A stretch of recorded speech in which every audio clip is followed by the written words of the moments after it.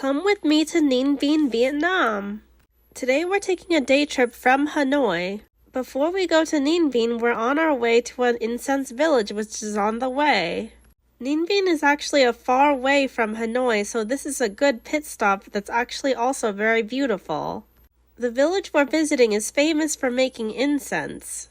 When we went inside, we were amazed. It's so beautiful, an incense garden. It definitely does look like flowers, but all of them are bunched together so that it looks like bouquets. I thought that it was so stunning and I had never seen anything like it. The last time that I went to Vietnam, I never saw this, so I was really excited I got to see all of these beautiful incense. It's so beautiful the way they arrange the incense too. In Vietnam, it's really common to use incense because they pray with them. Me and my husband took great photos with them too. It's so beautiful. It's such an amazing photo op. Loved it. If you want to, you can also use a rice paddy hat as a prop to take photos with.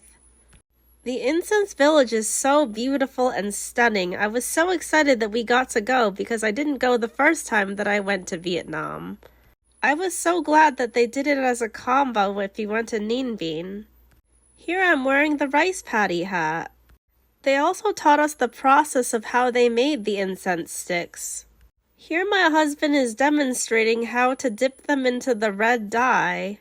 That's just one part of the process of making the incense, but it's pretty cool that they allowed us to also try it for ourselves. Apparently they use different colors for different meanings. Here is another part of the village where we saw old women working on the incense. After visiting the Incense Village, we're on our way again to go to Ninh Binh.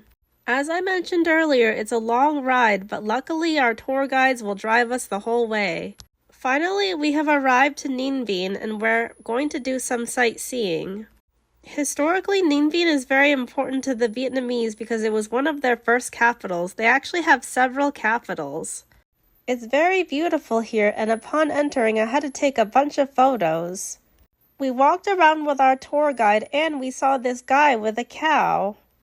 Of course, we had to stay with our tour group, so then we went to see more things. On our way over to a temple, we saw a bunch of koi fish and they were so beautiful. Plus, there were so many of them. It's fun to watch the koi fish.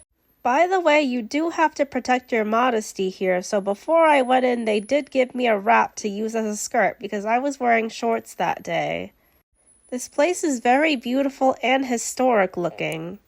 It's so cool being here in a historical place. Finally, we made it to the temple. I was sure to take some photos as well.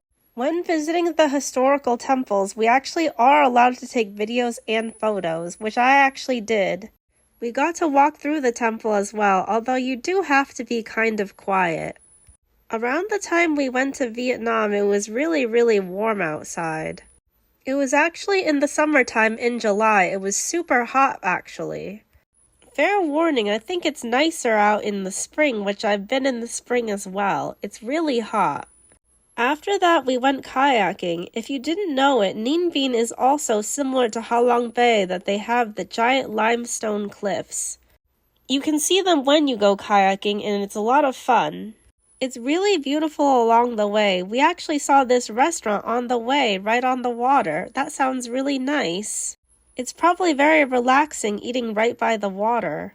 Other than that, the landscapes are just beautiful. Along the way, while you're rowing, you'll also see some people who are selling stuff, like foods and drinks. My husband actually got a beer from them. From what I remember, it felt like a long time that we were kayaking, maybe an hour. But actually, they have someone on board kayaking for you, so you don't have to do any of the work if you don't want to. I actually didn't do any of the rowing. My husband wanted to help because he probably thought it was fun, but you don't have to. As you can see in this footage, they have people rowing with their feet. They're probably really strong. Every single one of the boats have somebody in the back rowing for you. Also, similar to Halong Bay, they also have caves that you can ride through. It's very beautiful. I thought it was so cool that we got to go through the caves.